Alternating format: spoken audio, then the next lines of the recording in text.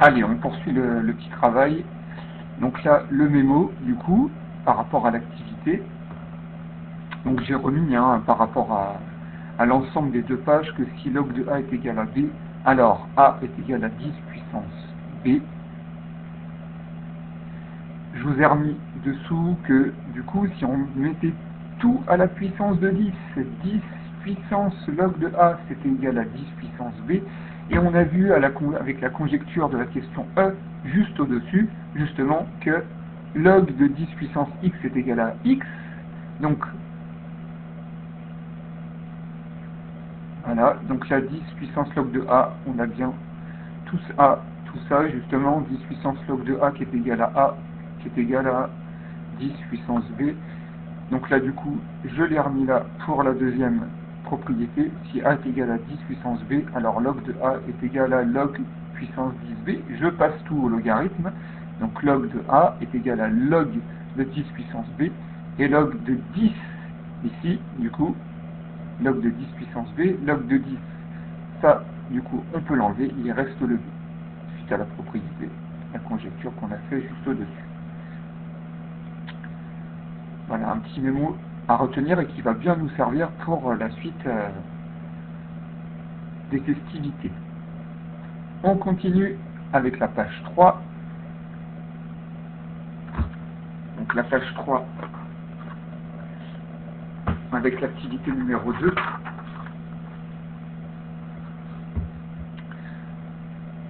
Donc là, pour aujourd'hui, on va s'occuper que de l'activité 2. Donc là, c'est la même chose.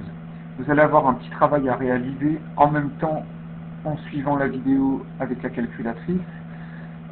L'objectif de l'activité, c'est de vérifier les propriétés opératoires de la fonction logarithme décimale. Alors pour chacune des questions, sous forme un petit peu de d'info, vous allez faire des tests. Alors forcément, j'ai mis ici la réponse. Alors répondre en utilisant les valeurs approchées de la calculatrice.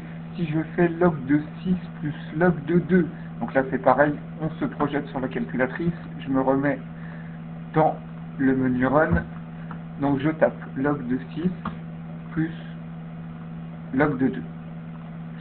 On trouve à peu près 1,08. J'arrondis au centième. Là l'idée ici, c'est de se dire, alors, est-ce que log de 6 plus log de 2, est-ce que je vais ajouter 6 plus 2 et que c'est égal à log de 8? Ou est-ce que c'est égal à log de 12? Alors, on va faire l'essai. Dessous, j'écris le calcul. Alors, log de 8, là, j'obtiens 0,9. Du coup, je continue. Log de 12. Et là, j'obtiens le même résultat que log de 6 plus log de 2. Donc, du coup, on peut compléter notre fiche ici, que log de 6 plus log de 2, c'est égal du coup à log de 12. Donc, propriété, plus généralement pour x plus grand que 0, strictement, et y strictement supérieur à 0, on a log de x plus log de y qui est égal du coup à log, et là je vous laisse compléter, de x fois y. 6 fois 2, c'est bien égal à 12. Donc attention à ne surtout pas m'ajouter le 6 plus 2 et me dire que c'est égal à log de 8. Donc là, c'est une première propriété. Donc là, je vous laisse compléter que log de x plus log de y, c'est égal à log de x fois y. On continue. On fait la même chose avec log de 6 moins log de 2. Log de 6 moins log de 2, est-ce que c'est égal à log de 3 ou log de 4? Donc là, c'est pareil. On va sur la calculatrice. Hop, j'en mets à 0. Log de 6 moins log de 2, on obtient à peu près 0,48. On fait les tests, on va calculer log de 3, on obtient la même valeur. Quand on fait log de 4, vous voyez qu'on n'obtient pas les mêmes valeurs, donc ça veut dire qu'il ne faut surtout pas soustraire le 6 et le 2, et faire 6 moins 2 qui est égal à 4, parce que vous voyez que ça ne marche pas. Donc dans ce cas-là, comment on obtient 3? 6 divisé par 2 peut-être? Allez, on retourne sur notre petite page de cours. Donc la deuxième propriété ici, plus généralement, pour x strictement supérieur à 0, y strictement supérieur à 0, on a log de x moins log de y qui est égal à log de x sur y, donc x divisé par y.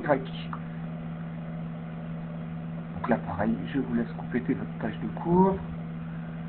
On continue et on s'arrêtera là pour aujourd'hui. Alors, log de 6 au carré. Est-ce que c'est égal à log de 6 fois log de 6 ou 2 fois log de 6? Je retourne sur la calculatrice.